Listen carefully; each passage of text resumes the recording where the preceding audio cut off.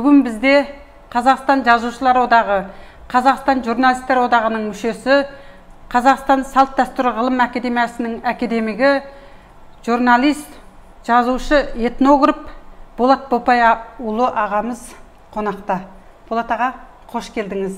Қош келдік, қош көрдік. Біздің мына компаниямыз кәдесі компаниясы ғой. Сіздің авторлық қазақтың кәдесі деген тамаша кітабыңыз жарыққа келген болатын. Осы қазақтың кәдесі туралы айтып өтсеңіз. Өте жақсы. Бақаргүлен сен мынау YouTube каналын ашып, оның сыртында мынау үлкен қазақтың жалпы кәдесіне қатысты заттық мәдениетін жинап отырсың.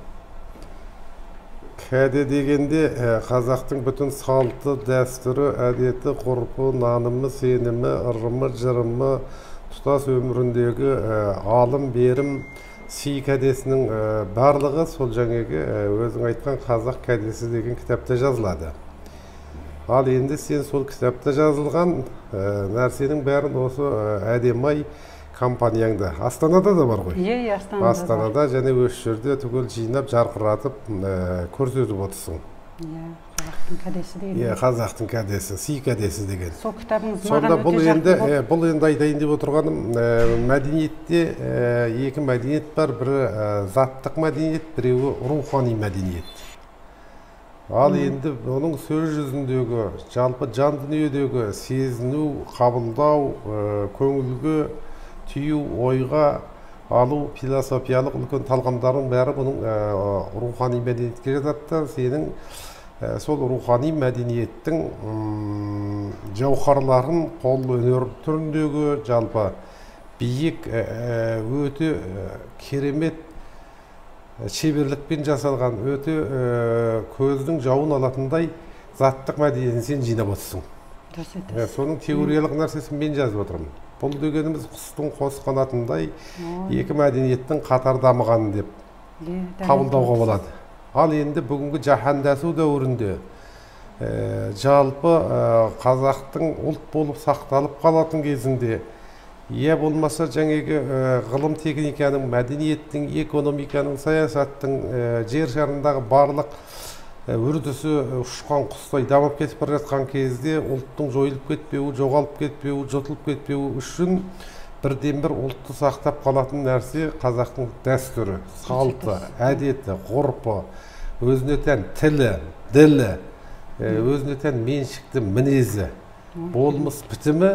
Бұл жаңағы қазақтың өзінің ешкімге оқсамайтын, басқа ұлттарға тәуелсіз, жеке меншікті рухани мәдениетіне жатады, заттық мәдениетіне жатады. Мысалы, дін имандылықты сақтаса, салт, дәстүр, әдет, ғұрып, жазу, бүтін кәде, әдет, ғұрпы, ділі ұлтты сақтайды. Олай айтып отырған себебім, мысалы мына жатқан өзбек, ойғыр, қырғыз, татар, башқұрт, араб, тағы басқаның бәрі ислам дінінде. Бірақ олар ислам дінімен ұлт болып отырған жоқ. Ислам дінімен иманды ұлт болып отыр. Жаңағы өзінің дәстүрімен, өзінің меншікті мәдениетімен ұлт болып отыр. Ең қысқа бір простой мысал алғанда, ала шапанын киіп шыға келгенде өзбек, айыр қалпағын киіп шыға келгенде қырғыз, кестелі шапанын киіп шыққанда қазақ, ең сыртқы бір қабыршығы, міне ұлттың белгісі. Сондықтан жаңағы даланың жеті қыры, рухани жаңғыру, елбасының қойып отырған, ұлттың готы деп отырған нәрсенің үлкен ауқымды жұмысын, үлкен мемлекеттік деңгейде, әрбірдің халықаралық жоғары деңгейде атқарып отырғанның біреуі өзіңсің, жазып отырғанның біреуі менмін деймін. Ал кәде дегеніміз жалпы алғанда қазақ айтады ең кішісі. Бір қыздың ұрын бару, құда түсу, сырға тағу, өкі тағу, жаушы бару, келін түсіру, сұрап бару дегеннің бәрінде кәде орындалады. Сондықтан қалыңсыз қыз болса да кәдесіз қыз болмайды деген. Көрдіңіз бе? Бәрінен аттасаң да қазақтың кәдесінен, қазақтың жолынан. Ал кәдеміз сондықтан қазақтың әдептілік, мәдениеттілік заңы. Қыз кәдесіз болмайды, иә, расында да. Сіздің сол «Қазақ кәдесі» деген кітабыңызда тағы қазақтың батасы туралы айтқансыз. Тағы қазақтың алғыстары мен қарғыстары деген керемет бір ұғымдарды бұлай тарқатып кішкене бүгін ол өте жақсы. Енді мына қазақ батамен көгереді ғой. Дұрыс айтасың, қазақта бата түбі май, қарғыс түбі қан деген сөз бар. Батамен ер көгереді, жаңбырмен жер көгереді. Батасыз құл арымас, батасыз құл жарымас дейді.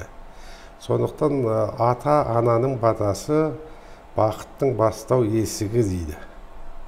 Қазақ есіктен шыққанда, алыс сапар алғанда, жол жүргенде, келін сүргенде, қыз ұзатқанда, соғым сойғанда, ұлды сүндеттегенде, қызға сырға таққанда, күллі жақсы жұмыстарының бәрінде, үй салғанда, отау бөлгенде, енші бергенде бәрінде жаңағы батамен бастайды. Батасыз болмайды. Сондықтан бата дегеніміз сөздің бақыты, рухани дүниенің жақсылыққа алып баратын жолы. Мысалы, көктегі жұлдызды ата-ананың батасы түсіреді дейді. Сондықтан бата алмай батасыз жүру деген ол адамның рухани дүниесіндегі жұпынлықты, былайша алғанда соны сезінбеуді, соны қабылдамауды, ұлттың ата-ананы, қазақтың дәстүрін сыйламауға келеді. Мысалы, бұрынғы үлкен ұлы батырлар, қабанбайлар, бөгенбайлар, жәнібектер, арқалықтар, солардың бәрі де жаңа жауға, жорыққа кеткенде бата алып отырған ата-анасынан. Батасыз болмайды. Бір жолымызды ашып бер деп жатады ғой, сол кезде осы батаны алса болды ғой. Ақсарбасын сойып, көк қасқасын атап, ата-ананың батасын алса, жол ашу деген сол. Құмалақшыға барудың, Қарташыға барудың, тәуіп іздеудің қажеті жоқ. Үлкен адамның батасынан артық бақыт жоқ. Сондай. Ал енді қарғыс деп отырсың, қарғыс деген өте қиын нәрсе. Қарғыс түбі қан дейді. Көрдіңіз бе? Баяғыда анау қарғыстың өзін жай әншейін нәрселермен айтпаған ғой, поэзиялық тілмен айтқан. Аспаннан қурай түссін, желкеңде турай түссін, әке-шешең аңырап қалсын, ағалағың далада маңырап қалсын деген. Орта жаста қатының өлсін, орта жолда атың өлсін дейді, отыра бергенде орның ойылсын, тістей бергенде тісің үгілсін деп айтқан кезде жаңағы анау адам тірідей өледі ғой. Сондықтан ол қарғысты алғыс ал дейді ғой, қарғыс алма, алғыс ал деген сөз содан болған. Сондықтан бұл сөз құдіреті деген өз құдіретің. Оны айдайын деп отырғаным баяғыда Македония келді дейді. Мына жақта күннің көзін, жердің жүзін көрсетпейтін анау Таразының ар жағында Белғара деген жер бар, сол жерде бір 500-дің үстінде мазар жатыр, сол жерде келіп тұрып айтады дейді. Мына дала кімдікі, адамы жоқ енді дала деп, қазақ жасайды деп айтты дейді. Олар қайда? Жоқ, олар анау деп, мәдениеті қайда депті, тілінде. Немесі қайда олардың сәулет дүниелері, оның бәрі үйінде деп айтады дейді. Жаңа міне сен жинап отырған сияқты көшіп кетеді ғой. Содан кейін бір уақыт енді олар шықпады, енді қайтеміз дегенде жаңағы мына жатқан емде ата бабасының мазарлары деп, соны қалсы соның ішінен мына сен жинап отырған сияқты алтын, күміс, түзік, білезік, қылыш, сондай жаңағы киімдер, бір керемет тостағандар, қыштар, мына ұсаған жаңағы қазандар шығады дейді. Бұны қай уақытта жасаған? Оның баяғыда ғұндар деген, сақтар деген бабасы болған, осыдан 2000 жыл бұрын жасаған. Мынандай мәдениетті жасап, мынандай дүниені ата бабасымен бірге көміп отырған елді біз мәңгі жеңе алмаймыз деген екен. Ұлтты сақтап қалатын мәдениет, ұлтты сақтап қалатын дүние дегеніміз осы. Сонда көріп алып, бұлармен соғыса алмаймыз. Біз мәңгі іздеп таба алмай жүрген нәрсені 2000 жылдың алдында мыналар жасап тастаған болса деп соған қол қойып мойындап, қазақтың даласына тиіспей кетіп қалған деп айтылады.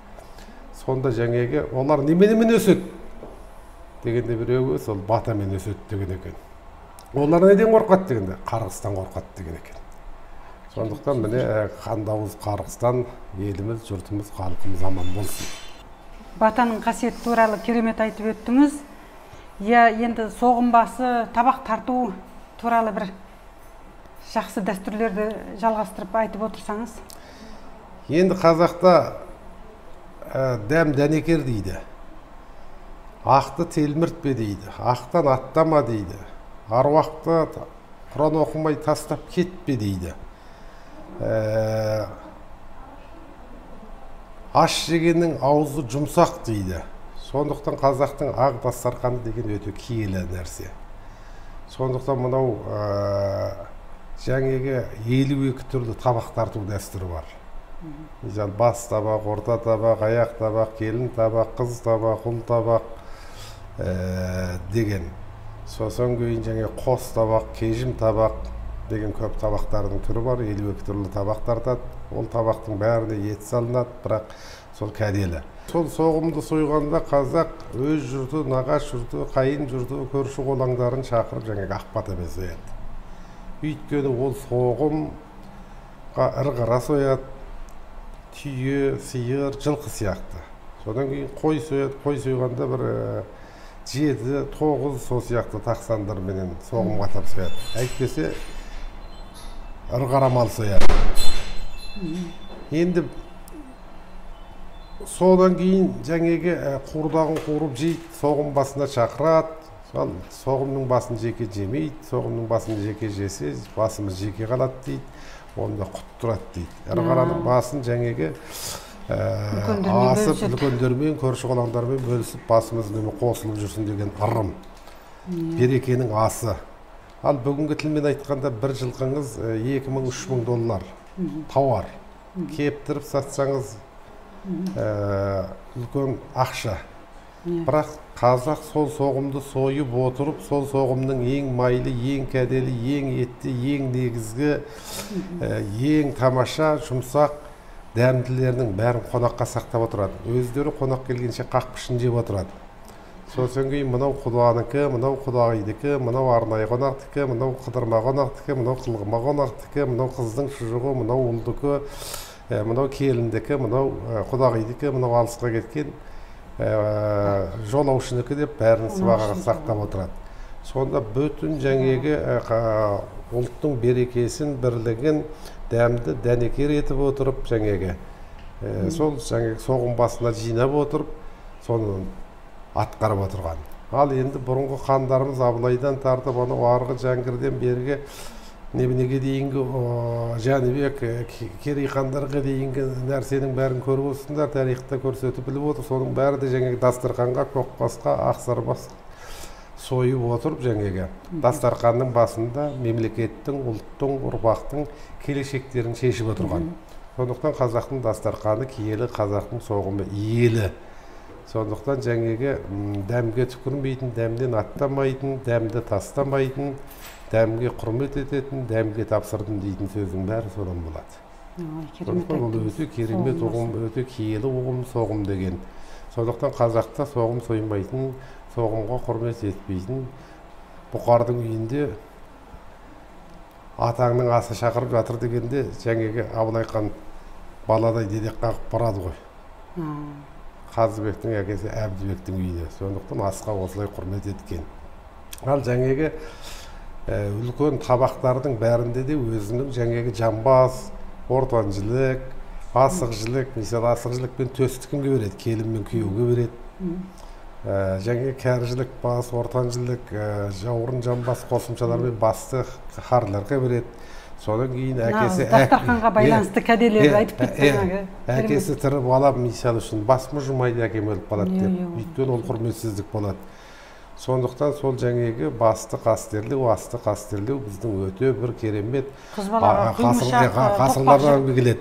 Ал енді тоқбасшылықты оны бермейді. Тоқбасшылықты бұрынғы байлар алтын табаққа сап итіне беретін болған, оны қойшыға беретін болған, құлға беретін болған. Қыз балаға құймышақ бермейді. Құймышақ берсе тұштақай болып кетеді деп қарайды, оны қойшыға береді. Мықты қойшы болады. Ол табарды бермейді. Ал енді сосын кейін бел құда, бесік құда, көңіл құда деген құдалар болады. Сонда жаңағы бесік құда түскенде жаңағы асық жілікті алып барып бесіктің басына кәдімгі байлап қояды. Соның бананы көргеннен кейін не мыналар бесік құда екен деп ел айтпай қағидан танып біліп жатады. Сол бір сүйектің өзіне абстрака тұқымдарды заттандырып, образдандырып, адамдардың көзіне солай жасай білген біздің бабаларымыз, аналарымыз. Қазақтың кәдесі дегенімізден тұнып тұрған, философия тұнып тұрған өмірдің, тіршіліктің, берекенің, жақсылықтың, жинақталып жасалған үлкен образдық кәделер. Нағыз дастарханға байланысты кәделерді айттыңыз. 6 жыл аш болсаң да асық етін мүжіме дейді екен ғой. Осы асық жылықтың етін ер балаларға мүжітпейді, Енді оның асық жылық дегенде асықты жинайды, жаңағы асығын жинап, соны оңқай асық, солақай асық болып бөлінеді ғой. Оны бана асықтардың бәрін жаңағы қорғасын құйып сақа деп қояды ғой. Сақа деген сөз содан шыққан, оның үлкені болады, қаранікі болады, түйенікі болады, әсіресе қойдың асықтары болады, оны әртүрлі бояударға бояйды.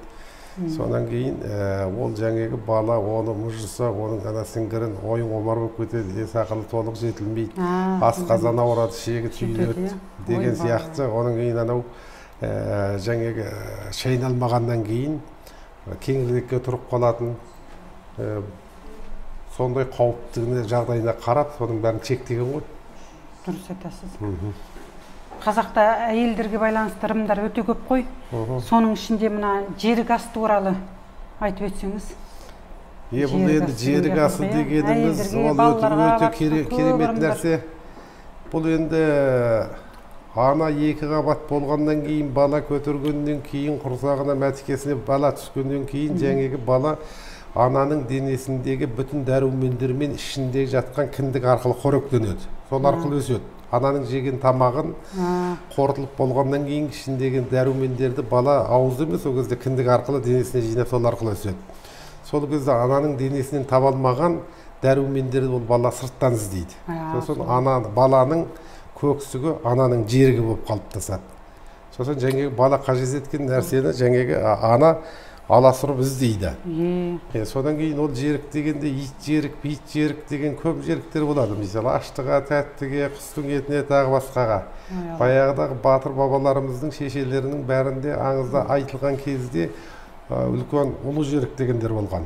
Мысалы, Сиыршыбай деген батыр болған, сол Сиыршыбайдың шешесі қызыл сиырға жерік болған дейді.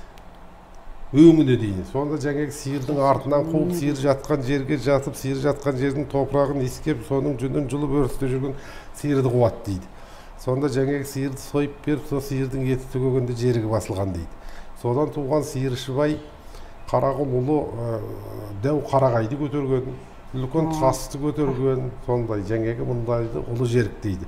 Сонан көрінген жерге, ұсақ түйек нәрсеге, тәттіге, тағы басқаға, алмаға, жидеге жерік болғандарды оны жаңағы ит жерік деп айтады. Ит жерік деп айтады. Жай жерік, ұлы жерік, жай жерік, ит жерік, бит жерік деп айтқан.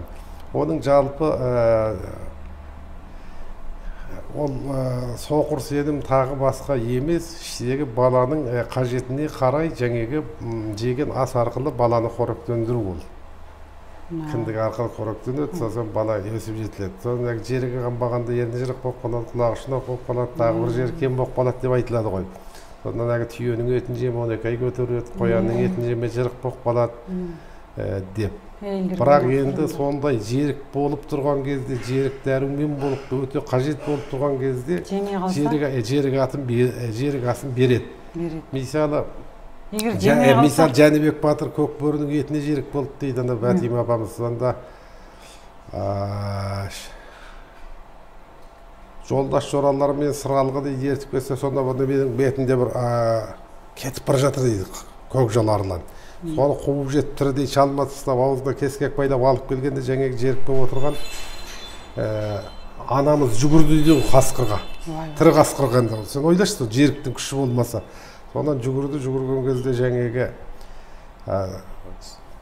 жүрегін жарып бергенде сол жүрегін жұтып қойды дейді. Сосын сол қасқырдың етін түгел жеп болғаннан кейін көкжалдың 9 ай 9 күн деп босанды. Содан жаңағы Жәнібек туды ғой. Батыр болды. Көкжалдың тұқымы. Сол қара көктің тұқымы, көкжалдың тұқымы дейтін.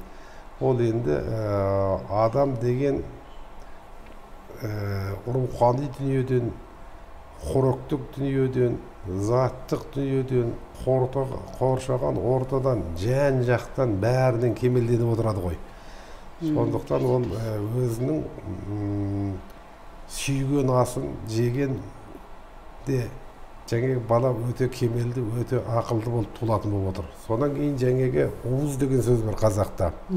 Уызына жармаған дейді ғой. Ана босанғаннан кейін 3 күн 7 күннің ішінде сол ана бүтін уызын ему керек ананың тойып отыр. Сол кезде өзінің бүтін мына иммунитеті баланың қалыптасады. Сол кезде сол уызға жармаған деген, жерікке қанбаған деген сөз сол. Содан кейін қалжа дейтін ас болады қазақта. Менің де шешем бір қой қалжа жеген деп төбелеседі ғой. Жаңағы босанып болғаннан кейін әгі шілдетер дейді. Сол шілдетерді шығарып тастайды қалжа арқылы. Сол кезде жаңағы астық жілікті асып, соның бүтін етін турап, сорпасымен береді ғой сонда. Туған қатын туырлықтың жейді деген қазақша сөз бар.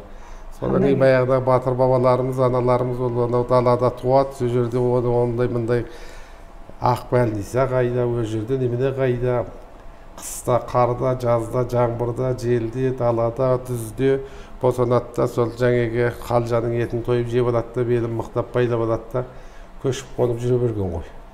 Ол микроб болады, оған жерде ауру тиіп қалады, оған жел тиіп қалады дейтін әңгіме жоқ. Соның бәрінде жаңағы шүбәтпен, қымызбен, сүтпен, жаңағы адыраспанмен, изіңху, келерменмен, жалбызбен, исигекпен, ит мұрындармен, тағы басқа сондай көптеген шөптермен сорпаға, шайға қосып ішіп, сол өзінің иммунитеттерін көтеріп отырған. Бұның өзі сол қазақтың табиғи, натуральный мынандай бір өмір сүру дағдысы ғой. Сен қанша қорғансаң, қанша қорықсаң сондай болады. Баяғыда мынау коронавирусқа байланысты ортасында бір нәрсе айтып кетейін деп отырмын. Бір қазақ ауылына неме келе жатыр дейді, оба деген ауру. Соның алдынан шығыпты, тәу біледі екен. Соны жаңағы сөйлеседі ғой. Ей, оба, сен біздің ауылдан қанша адам аласың? 40 адам алам. 41-шісін алмайсың ғой. Жоқ, 40. Аллахтың әмір еткені 40 адам. Қанша уақыт тұрасың? 3 ай. 90 күн. 91-ші тұрмайсың ғой, тұрмай. Келістік пе, келістік. Жарайды дейді. Қандай жақсы келістік. Содан жаңағы келісіп кеткеннен кейін 4000 адам өліп қапты дейді. Тәуіптері қапты дейді. Анау оба кетіп бара жатыр дейді, артынан жүгіреді ғой. Ей, тоқта, уәде қайда? Сен 40 адам алам деген ғой. 4000 адам алып кетті. Қоржын ашады дейді, 40 адам міне ішінде. Қалғаны қайда десе айтады, қорқып өліп қалды ғой, мен алғам жоқ жаным деп. Дұрыс. Сондықтан айтайын деп отырғаным ол бір жағы қорқу керек, бір жағы қорықпау керек. Сақсынсаң сақтайым дейді. Сол жаңағы мәскі тағып, тәртіп тізімге бойсынып, қорыққанға қос көрінеді дейді, қорықпай батырлықпен өмір сүре білуіміз керек. Қайнап тұрған қазанға шыбын жоламайды дейді ғой. Тура сол сияқты ғой. Қайнап жұмысын істеп жүре беріп, көп елеп ескірмесең, ол да жоламайды дейді. Сенімнен айырылмау керек, адамда сенімнен айырылсаң біттің. Ауру тарқап жатыр деп қорқып жатып алуға да болмайды ғой. Біреуге сенген мұрттай ұшады, өзіне сенген құстай ұшады демей ме қазақ? Дұрыс айтасыз. Әйелдерге байланысты ырымдарды жақсы айтып бердіңіз, ішінде жерік асы. Осы әйелдерге байланысты ырымдар өте көп. Сіздің ана кітабыңызда да бар, балаларға байланысты ырымдар, аң-құстарға байланысты ырымдар, табиғатқа байланысты, тіпті ем-домға байланысты ырымдар. Көп қой ол енді. Соның бір екеуіне тоқталып өтсеңіз тағы да.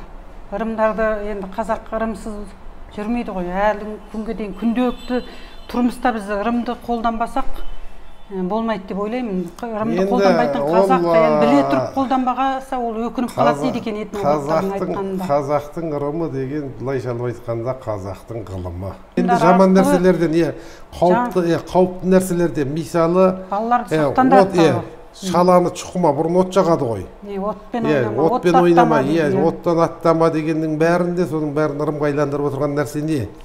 Әне жерде күйеді, қауіп қатерден сақтайды. Отқа құлап кетеді, күйіп қалады, ондай көп қой. Жіппен байлама деп жатады. Мысалы үшін, енді оны бүгінгі мынау биік қабат биналарда отырған неменеге оны өзгертіп жасауға болады. Мысалы, терезеге барма, терезені ұшып кетіп жатыр ғой қазір. Әр облыстарда бар сондай ұшып кетіп жатқан. Кішкене бала қайдасың, ана терезеге барма. Терезенің ар жағында көзге көрінбейтін бір немене тұр, сенің қолыңнан тартып ұшырып жібереді. Сөйтіп үйрету керек. Деп үйретсең, сосын кейін ол ар жағында бір нәрсе тұрған ұқсайды да қорқады да терезеге жоламайтын болады. Мысалы, ол табиғатты қалай қорғады жаңа балалардан? ақырын иіп қойған жоқ, қап құжат шығарған жоқ, жаңағы сым темірмен қоршап қойған жоқ, көк шөпті жұлма, көктей ұрласың, құстардың балапанын өлтірме, бетіңе секпіл түседі деді. Содан кейін торғайдың балапанын өлтірме деді Қызылшақа. Құстың қарғысына қаласың. Құстың қарғысына қаласың. Сонда айтады жаңағы торғай атым бар, бір жапырақ етім бар, жұмыртқамды шақсаңдар, әкең жауға кеткенде шешең өліп жетім қал дейді. Ананы естіп алған бала қартайғанға дейін көк шөпті де жұлмайды, табиғатқа да жоламайды, қорғап өтеді. Міне сол бір ауыз қарғыс сөздің торғай аузынан берілген қуатымен ол табиғатты сақтап отыр ғой. Сондықтан тәрбие деген, ырым деген, тыйым деген, тектеу, чектеу деген нәрсенің бәрін сол жаңағы өзінің орын тапқан сөз ойнайды дейді ғой. Соған қоя білу керек. Жирен жаман әдеттен. Жақсыдан үйрен, жаманнан жирен деп отырған. Осындай жақсы әдеттерге баулып отырған ғой, сол жаман әдеттен жирен деп. Қазақтың ырымдары керемет қасиетті расында. Тағы да осы қазанды неге төңкермейді қазақ халқында? Енді қазан деген өзің міне тұр міне қазан. Түркістанда тай қазан. Бұл қазан деген көптің асы, қазан деген бүтін қуыт, қазан деген ырыстың жиналып пісіп шығатын жері. Сондықтан ол қазанды misal үшін қыздың жасауына ырыс шамданады дейді. Ол айтылады. Қыздың жасауына екі нәрсе салынбайды. Ол не? Біреу пышақ салмайды, біреу осы қазанды салмайды. Ал қазанды салса құт кетеді дейді, көрдіңіз бе? Ал пышақты салса қарсы жақта құт алмайды дейді, 40 пышақ болып қаламыз деп. Қандай ырым иә? Соны тиған. Ал енді қазанды төңкеріп қойған жағдай деген ол үйіндегі барлық адам өліп, ол үйде қазан асылмайды деген кезде жаңағындай обару тараған тағы басқа жағдайларда бұл үйде тамақ от жанбайды, қазан асылмайды деп есік алдына төңкеріп қояды. Ал енді жаңағындай осындай тұқымна тұяқ қалмағанда бейіттің басына апарып төңкереді, есік алдына апарып төңкеріп қояды, үйіне қара туылып қояды ғой. Мысалы, осындай ауру тарап жатқан кездерде жаңағы қара киім киіп, қара атқа мініп, қара немен тұмшаланып, қара ту алып, жаңағы ауылдың төбе-төбелерін бүйтіп айдатып жүрген кезде бүтін ауылдағылар, мына ауылға сондай жұқпалы ауру тараған екен, мына қара ту іліп қойған үйлерге жаңағы неменелер жұққан екен. Содан кейін жаңағы балалардың шекесіне, ауру жұққан адамның шекесіне қара күйе жағып қояды. Балаларға тіл тимес үшін де өңді балалардың шекесіне қара күйе жағып қояды. Ауру жаңағы тарап жатқанда содан біледі ғой. Жаңағы мәсіп тағып жүрген сияқты, мына деп алыста тұрады. Содан кейін адамдар көп қырылып кеткен кезде жаңағы апарып төбе-төбеге қазан қойып қояды. Мына ауылда адамдар кетіп жатыр екен ғой, отбасыларымен кетіп жатыр екен дегенді білдіру үшін де сол қазанның сонысын пайдаланады. Қазанға су құйып, бейітпесіне де қояды екен. Қазанды құрғақ қоймайды ғой, қазанның түбіне май құйып қояды, ең болмаса қақпағын жауып қояды, қазаннан қақпақ кетсе иттен ұят кетеді деп. Сондықтан ол ата бабасынан жаңағы анасынан қалған қара қазанды елге сыйламайды, бермейді, қазан неметпейді. Енді оқыстан шағылып қалған жағдайда жаңағы қазанға ақ тамызып, кәдімгі неменені орап, адам ұқсатып, соны жерге көміп, таза жерге жерлеп тастайды ғой. Қазанды сондай қастерлеген. Бірақ ол қазанда тұрған ештеңе жоқ, ол металл. Бірақ жаңағындай сыйды, кәдені, сыйластықты, ата-бабаның көзін, ананың қасиетін сақтау үшін абстракт ұғымдардың бәрін жинап, қазан қасиетті деп сол жаңағыға көрсеткен ғой. Қазаның оттан түспесін дейді. Сондай. Әгі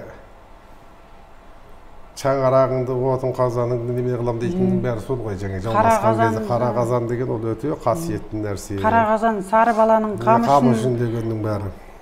Қылыш сермедік деп Махамбеттің жырында бар ғой. Қара қазан сары баланың қамышын қылыш сермедік деп. Сол ырыстың, берекенің, жақсылықтың, жалпы алғанда дәм дәнекердің бір құтты киелі неменесі ғой, міне Түркістандағы үлкен тай қазанға сол ясауилар заманында, аулайқандар заманында жетпіс малдың етін құйып жұрттың бәрінің берекесін сол жаңағы дәмді дәнекер етіп отырып осы қазан айналасында ұйымдастыра білген ғой. Бір жағы саясат, бір жағы дәстүр, бір жағы береке, үлкен сый құрмет. Сол арқылы сөйтіп бір тұтыну бұйымын үлкен киелендіріп жіберген үлкен ұғым бұл философиялық. Дұрыс айтасыз. Осындай қазанға 70 малдың етін салып, бір шаммен қайнатып отырып, 7 имам дұға оқып отырған екен. Тайқазанды құйдырған кезде 7 түрлі металдан сондай қасиетті қазан. Қазан туралы, қазақтың дәстүрі туралы жақсы сүбелі сұхбат бердіңіз. Болат аға, сізге үлкен рахмет. Халқымыздың осындай дәстүрлерін насихаттай берейік. Сіздің бүгінгі Әдемі компаниясына тілектеріңізді айтып жіберсеңіз, қандай бір кәдесый қазақтың дәстүрін осындай қолмен ұстап көретін, бір-біріне сыйға, сауғаға беретін түрінде жасап шығарып келе жатырмыз. 30 жылға жуық осы еңбекпен айланысып келе жатырмын өзімде. Бүгінгі YouTube каналына берген мына сұхбатыңыз. Бақаргүл қарындас, саған айтатын сөз өте көп. Сенің мынау қасиетіңді 99 тілді періште болмаса бір бопай айта алмайтындай дәрежеде үлкен жұмыс жасадың. Шыны керек. Бұл енді өш жерде қазақты қара түймесінен қара шаңырағына дейінге тұтас бүгінгі емес тарихтағы неше мың жылдан бері қарай қолданып келе жатқан жәдігерлерін бір қазақтың қаршадай қызының жинап осындай жерге алып келіп жарқыратып отырып көрсетіп оның көшірмелерін жасап бүгінгі тойларда, қонақтарда, жолаушыларға, шетелден келгендерге бәріне бұлайша алғанда көрсете білу деген орамал том болмайды, жол болады деген дәстүр ғой. Өте керемет жұмыс жасап отырсың. Міне біздің ұлтымызға жаһандасу дәуірінде осы нәрсенің жойылып, жоғалып кетіп бара жатқан кезінде бұл нәрсе өте маңызды, өте керек нәрсе. Енді сенімен қыздар мақтамай-ақ мақтанатын дәрежеге биікке жеттің. Бірақ ұлылық белгісі кісілік, кісілік белгісі кішілік дейді.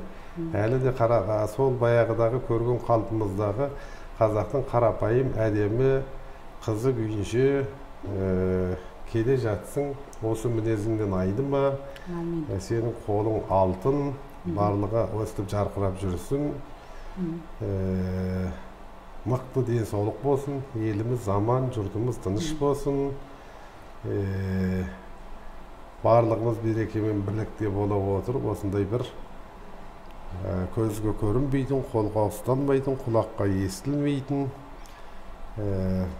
талай мықтыларымызды алып кетіп жатқан жаңағы коронавирус, пандемия деген сияқты аурулы бірге еңсеретін болайық.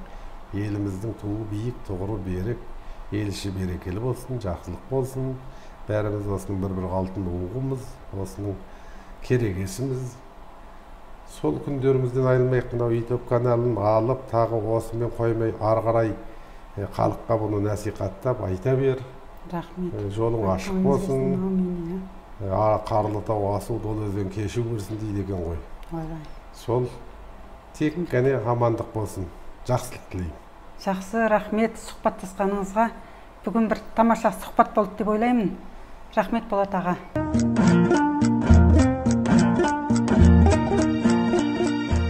Жұмысыңды тындырмай істей бер. Рахмет.